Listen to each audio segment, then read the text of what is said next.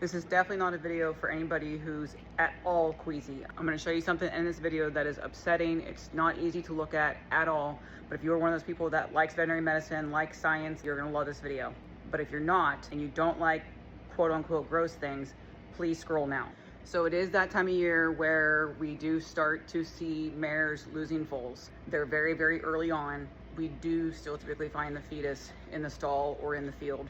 And today was a very bad day because we did find one in a stall this morning. This is Catalina. If you know any of our show horses, you'll know our show horse is Angelina, Stell, who lives over in the UK, and then Adelina, who just went to her new owner in Canada. Catalina is definitely one of our favorite mares, best producing, and definitely not one that we want to walk in a stall in the morning and find a fetus on the ground. But that is exactly what happened. She is 136 days today, so I'm going to show you the fetus, but this is your second warning that if you don't like this kind of things, please scroll. So as far as how she's doing, could be better, she could be worse. Typically at this stage, they actually usually just kind of like spit them out and that's it. It's over and they're fine, but she looks like crap. But I just ran her blood work and all that is fantastic.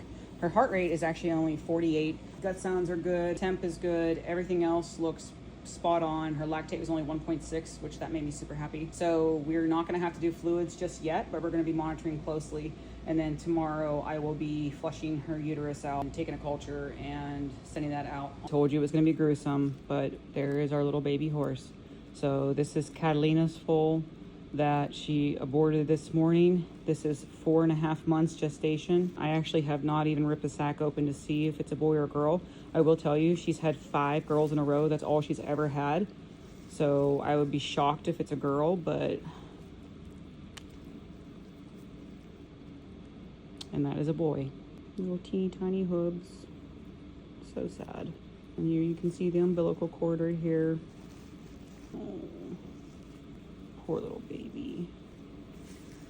Heartbreaking. So we're gonna check the placenta and make sure it's all there. Now there is a little bit of mucopurulent discharge, otherwise known as pus. This tells me that more than likely the cause of death was placentitis. So these vessels here, you can see that there's some black spots. Those black spots are actually blood clots. Very possible that the blood clots were the cause of death. The blood clots would have probably been caused by the placentitis, which is an inflammation infection of the placental fluid in the placental unit. But there's a lot of blood clots here. More than likely they were blood clots thrown to the blood supply towards the fetus, which would have then caused the death of the fetus.